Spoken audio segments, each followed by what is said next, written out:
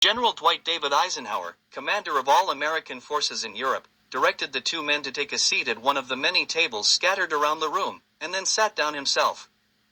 Major Ezekiel Ryan, nephew of General David Storm and grandson of the legendary Texas Ranger Ezekiel Storm, he began.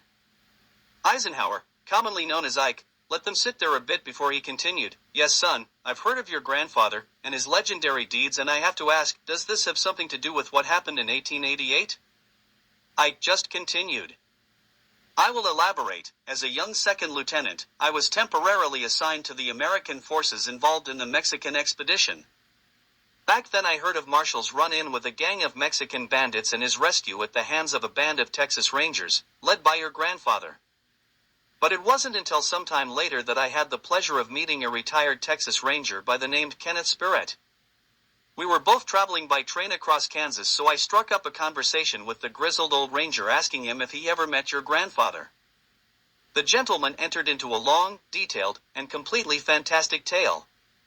A tale I took as nothing more than a myth told around campfires out on the plains, and as I sat there listening to this fantastic story, he told me of ancient Indian evil spirits that your grandfather and his posse discovered, how this evil possessed a number of people, turning them into savage murderers, and how your grandfather tracked this evil all the way to England, where it had become known as Jack the Ripper.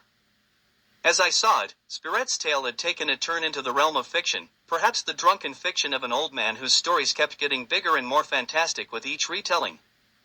He claimed that your grandfather, along with a couple of Brits, not only saved Queen Victoria from becoming another victim of this evil spirit, but were the ones who ended Jack the Ripper's reign of terror.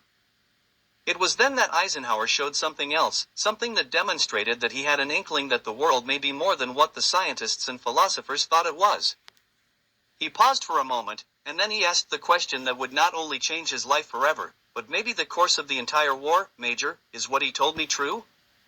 Discover the truth about how Queen Victoria became involved in investigating, uncovering, and destroying Jack the Ripper in the book Queen Victoria vs. Jack the Ripper, now in paperback on Amazon.